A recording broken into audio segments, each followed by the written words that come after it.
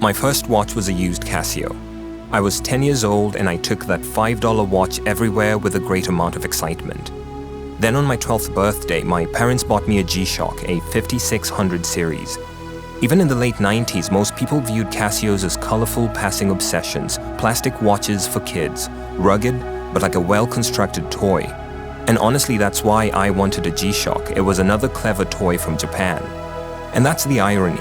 The watch that we all treated as a toy started everything for me. I've spent years since fixating on watches across every price point, but I keep coming back to that G-Shock.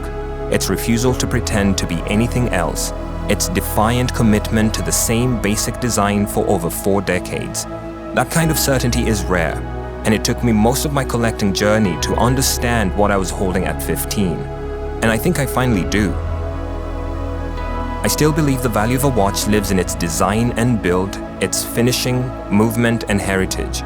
And so it's easy to look past the G-Shock because of its cheap components, the very things that make it affordable and easy to mass produce. And so as my collection grew, it became easy to file my Casios away as a rite of passage, mass-produced plastics. In the process, I overlooked what the G-Shock was actually designed to be.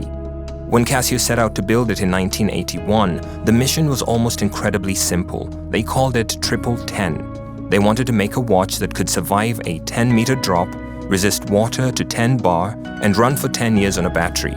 They wanted to build the most rugged watch ever made, and they committed to that idea completely. The G-Shock has been around for over 40 years, and so they've refined it. They've added solar charging, multiband 6, Bluetooth, and multiple time zones. But they never made changes simply because the market demanded them. The mission remained the same. Both my 5000U and my 5610 are easily the most rugged and accurate watches in my collection. So there's no hand finishing or anything precious about the components, but every time I go on a proper hike, this is one of the watches that comes with me. And that's the thing I missed from the day I got my first Casio.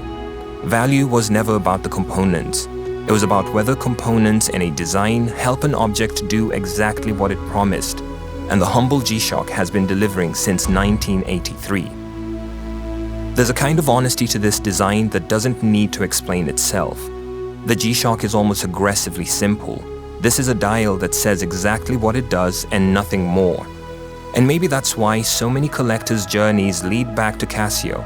I know people with expensive Langes and vintage Pateks who still wear G-Shocks, and not in a performative way. I think that's because honesty has a gravity that marketing can't manufacture. The G-Shock doesn't convince you it's good. It just is. It doesn't ask you to believe in its story. It asks you to trust it'll do its job. And somewhere along the way, across every price tier and taste, collectors discover that honesty is rarer than luxury. The square endures because it refuses to lie. And in the age of planned obsolescence, of increasingly elaborate justifications for why we buy what we buy, there's something clarifying about holding an object that simply works and asks for nothing else. That's what I was holding at 15.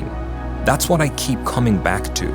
That's what draws collectors across every price tier toward the same watch, like there's a shared intelligence in the room pulling us all towards simple, functional things. And so it isn't the design and the build or the things I've always believed a watch should be judged by. It isn't the 1010 or the 40 years of delivering.